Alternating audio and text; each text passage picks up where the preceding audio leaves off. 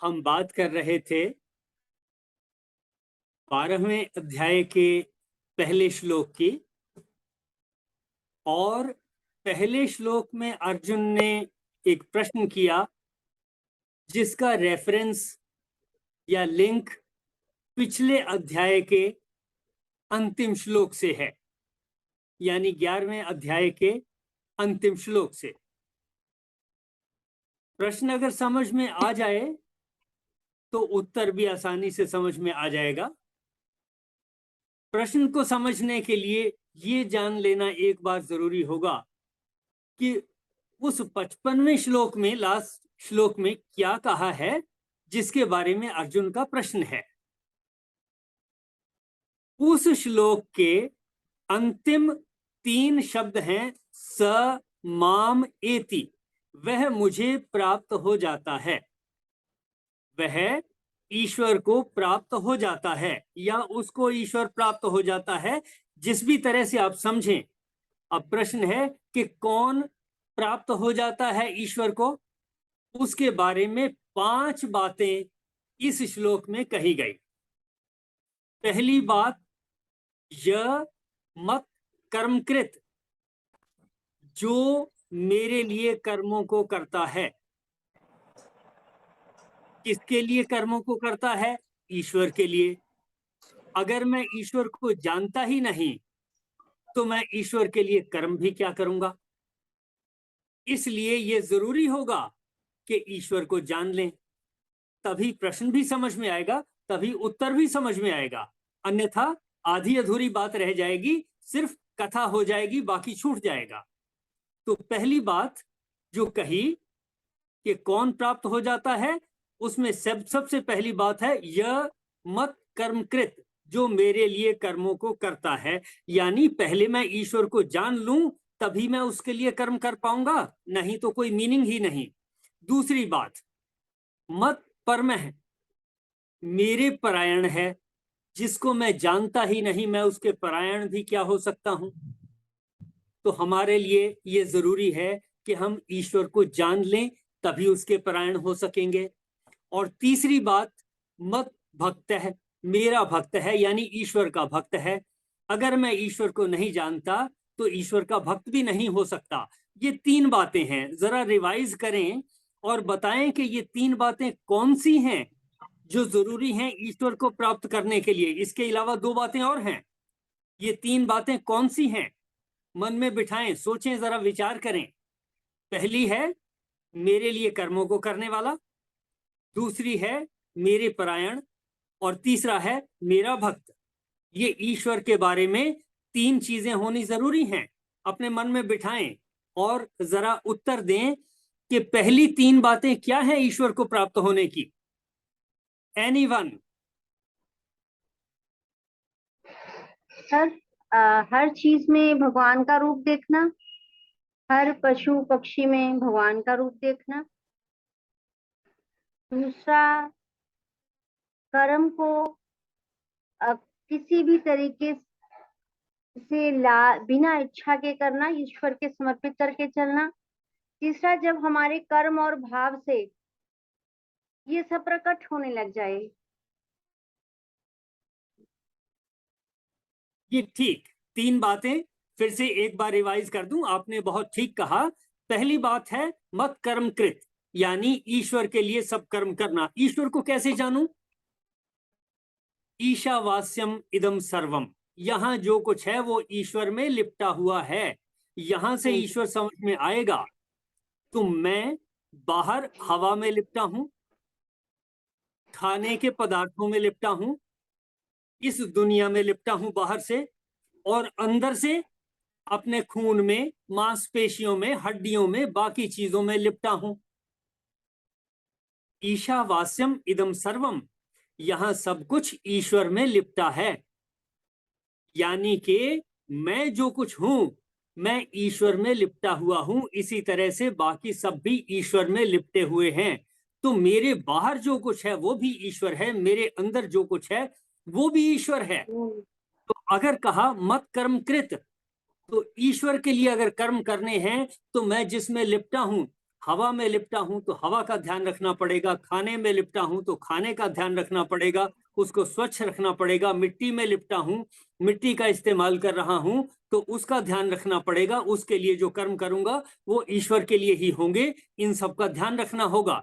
अंदर की तरफ से अगर मैं ईश्वर में लिपटा हूं तो मेरे कर्म अपनी सेहत के लिए ठीक हो, जो मेरी सोच है वो अच्छी हो, तब बात बनेगी। इस तरह से कह सकता हूं कि मैं ईश्वर के लिए कर्म कर रहा हूं, बाहर भी भीतर भी, बाहर के लिए भी भीतर के लिए भी। ये पहली चीज है अगर मुझे ईश्वर को प्राप्त होना है कि मैं सारे कर्म ईश्वर के लिए करना शुरू कर दूं। दूसरा है मद भक्त है, मेरा भक्त है, ईश्वर का भक्त है, जिसमें मैं लिपटा हूं बाहर से भी भीतर से भी, उसका मैं भक्त हो जाऊं, उसके ऊपर दुर्भावना खत्म हो जाए, उसी को संभालना है, उसके ऊपर सवाल जवाब खत्म हो जाएंगे, तब कहा जाएगा मत परायण, मत परम है, उस ईश्वर के परायण। और तीसरा मत भक्त है, जिसमें मैं लिपटा हूं उसी की भक्ति, जिसमें अंदर से लिपटा हूं उसी की भक्ति। ये तीन चीजें हुई। देखें फिर से, कोई अन्य व्यक्ति आप में से कोई श्रोता बताए कि ईश्वर को जानने की, ईश्वर को प्राप्त होने की तीन बातें क्या हैं? दो और होंगी, पहली तीन बातें क्या हैं?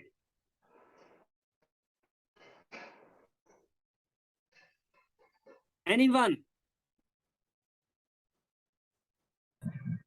हम जो भी कार्य करते हैं ईश्वर को सरेंडर कर दें, मतलब हम पूरी तरह से सरेंडर हो जाए। हम ये मान के करें कि ये ईश्वर के लिए ही हो रहा है, ऐसा मानना है। हाँ जी, दूसरी हाँ बात,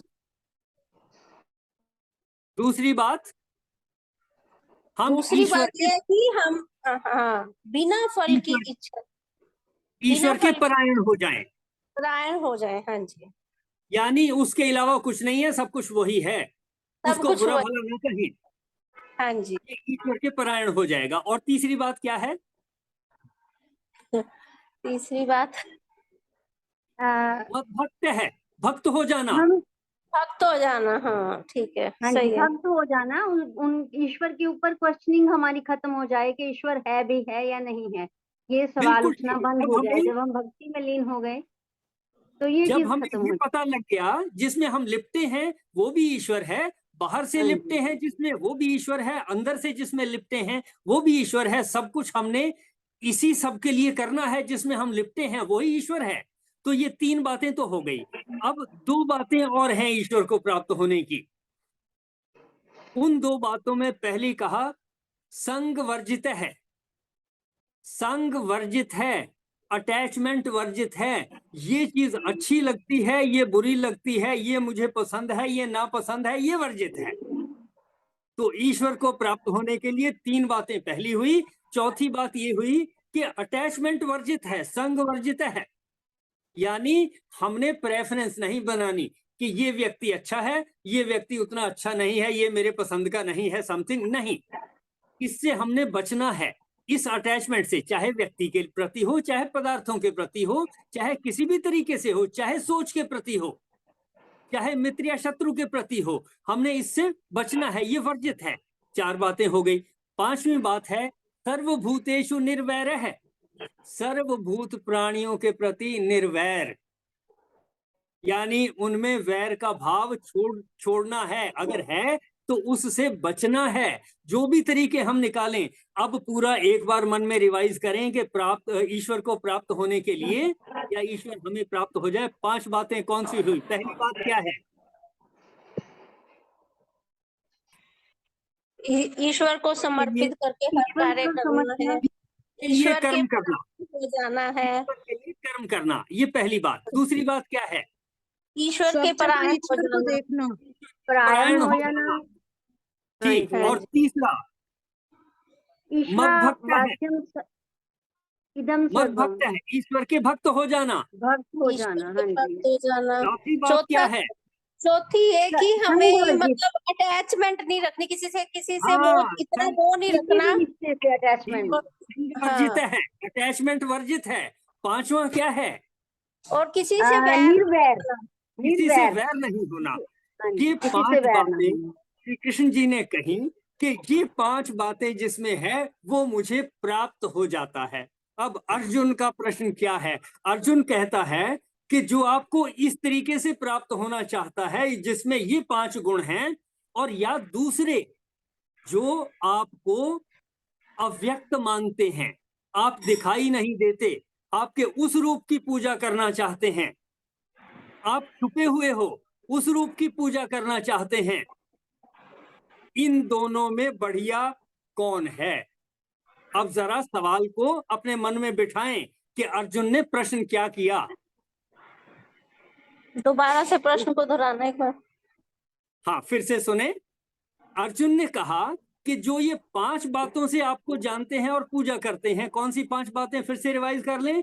ईश्वर के लिए सारे काम करने वाले, ईश्वर के परायण होने वाले, परायण होकर हाँ जी, और तीसरा ईश्वर के भक्त, ईश्वर के भक्त बनकर चौथा मोह वर्जित यानी अटैचमेंट अटैचमेंट छोड़कर वर्जित है, निर्वैर होता है। वैर और नहीं पांचवा रखते। सर्वभूत वैर। प्राणियों के प्रति निर्वैर, कि जिसमें ये 5 बातें आ गई उस तरह से आपकी पूजा करने वाले। और दूसरे जो कहते हैं कि ईश्वर तो अदृश्य शक्ति है, वो अव्यक्त है, उसका कुछ पता नहीं लगता, हम तो उसकी पूजा करेंगे। अर्जुन का प्रश्न है कि इन दोनों में बढ़िया योग वाला कौन है? श्रेष्ठ कौन? हाँ जी। इन 2 योगियों में या ऐसे 2 कैटेगरीज में से बढ़िया कौन है, ये प्रश्न है। पहले तो अपने आप से पूछ लें कि भाई क्या हम इन 2 में से किसी कैटेगरी में आते हैं? कि क्या हम दोनों में ही इन आते 2 में से हैं, किसी दोनों में ही कैटेगरी में आते आते हैं? कहीं ना कहीं तो दोनों में ही आते हैं। ठीक ठीक ठीक, बहुत अच्छा, बहुत अच्छा। जितना सोचेंगे उतने उत्तर आएंगे हमारे पास। ये बिल्कुल हाँ ठीक जी। कही बात आपने, कहीं ना कहीं दोनों में आते हैं, ये ठीक। चलिए इसको मन में रखें कि प्रश्न क्या है। अब एक बार फिर से प्रश्न वाले श्लोक को, यानी श्लोक नंबर पहला श्लोक जो 12वें अध्याय का है उसको फिर से पढ़ दूं ताकि प्रश्न फिर से समझ में आ जाए। अर्जुन ने कहा, ये भक्ता, जो भक्त एवं इस प्रकार से, किस प्रकार से? वो 5 बातों को करते हुए। ये भक्ता, जो भक्त एवं इस प्रकार, किस प्रकार? उन 5 बातों को करते हुए, सतत युक्ता, लगातार लगे हुए हैं, यानी उन 5 बातों को साधने में जो लगातार लगे हुए हैं। ऐसा कह रहा है अर्जुन, जो इस प्रकार उन 5 बातों को साधने में सतत युक्ता, सतत लगातार युक्ता, युक्त हो गए हैं, लगे हुए हैं, त्वाम, उनमें। और दूसरे कौन से? चाहिए, ये मीन्स जो, और जो अक्षरम यानी क्षरण नहीं होता, जिसका नाश नहीं होता, अव्यक्तम, जो अव्यक्त है, जिसका नाश नहीं होता और जो अव्यक्त है, अपि पर्युपासते, इसकी पूजा करने वाले हैं। तो 2 तरीके की वैरायटी, कैटेगरीज कौन सी बताई? एक तो वो 5 तरीके से पूजा करने वाले, ईश्वर को जानने वाले, और दूसरे कहे जो 2 तरीके से जानने वाले हैं। कौन से 2 तरीके? अक्षरम यानी ईश्वर अक्षर है, उसका क्षरण नहीं होता, वह अव्यक्त है, वो अभिव्यक्त नहीं होता, वो बहुत कुछ है जो अनंत है, अव्यक्त है। कि इन 2 में से तो पहली कैटेगरी में है जिसमें 5 क्वालिटीज वाले हैं, 5 क्वालिटीज से ईश्वर की पूजा करते हैं, और दूसरी कैटेगरी है जो 2 क्वालिटी से ईश्वर की पूजा करते हैं। अर्जुन कहता है, येषाम योग वित्तमा के संति, इन दोनों में उत्तम योगी कौन है? ये है प्रश्न। इसी प्रश्न तक इन दफे अपने मन में बिठाएं, क्योंकि इसके बाद फिर हमारे पास 1 आध मिनट और है आज के लिए। आज की चर्चा को यहीं तक जारी रखेंगे, उत्तर के लिए फिर कल डिस्कशन करेंगे। देखें जरा आज क्या हमें समझ में आ गया, क्या ईश्वर पकड़ में आया, क्या जिसमें हम लिपटे हुए हैं, क्या हम समझ गए कि वो ईश्वर है, क्या हम समझ गए कि हमने कर्म उसी के लिए करने हैं जिसमें हम लिपटे हुए हैं, अंदर, बाहर से भी अंदर से भी। क्या ये बातें हमारी समझ में आ गई? और अगर समझ में आ गई तो क्या हम आसक्ति से रहित हो रहे हैं और क्या हम निर्वैर हो रहे हैं? अगर ये 5 बातें हो रही हैं तो तो फिर देखना है कि इस कैटेगरी में अगर हम आ गए तो बाकी 2 कैटेगरीज और हैं जिनको कहा अक्षरम, के ईश्वर ऐसा है जिसका क्षरण नहीं होता, नाश नहीं होता, और ऐसा है जो अव्यक्त है। ये 2 कैटेगरीज हुई। अर्जुन का सवाल है कि इन 2 कैटेगरीज में से कौन सी कैटेगरी वाला जो है उत्तम योगी है, या अच्छे से योग को जानने वाला है, या ईश्वर को अच्छे से जानने वाला है। देखें, इससे रिलेटेड किसी का कोई सवाल नहीं समझ में आया तो पूछें। जहां तक हमें समझ आया, जो ये 5 चीजों को फॉलो करता है, मतलब सब कुछ ईश्वर को समर्पित करता है विराग से, यही श्रेष्ठ होना चाहिए। ऑल राइट, ठीक है। इतनी बात तो समझ में आई कि वो 5 गुण होंगे तो डेफिनेटली हम भी ईश्वर को जान रहे हैं, और हमें ये भी पता लग रहा है कि अव्यक्त को जरा समझने में थोड़ी हमें भी मुश्किल हो रही है। तो हमारी असेसमेंट ये है कि जो उन 5 चीजों को समझ जाते हैं उस तरीके से ईश्वर को समझ लेंगे, डेफिनेटली वो आसानी से योग को जानने वाले होंगे। इतनी बात तो हमारी समझ में आने लगी। तो मेरा ख्याल है यहाँ आज की चर्चा को विराम देते हैं। मेरी ओर से आप सबका बहुत बहुत धन्यवाद और सबको प्रणाम। प्रणाम सर।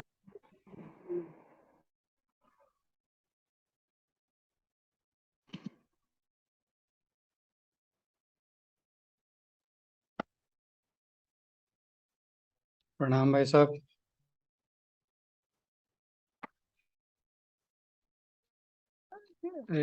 इसकी रिकॉर्डिंग का सेशन पूरा होने वाला है। आप सबसे अनुरोध के जरा एक बार लॉग आउट करके फिर लॉग इन कर लें। मैं इसको बंद कर रहा हूँ क्योंकि हमारे पास 40 मिनट्स की लिमिट है। मैं इसको बंद कर रहा हूँ, आप प्लीज़ दोबारा ज्वाइन करें।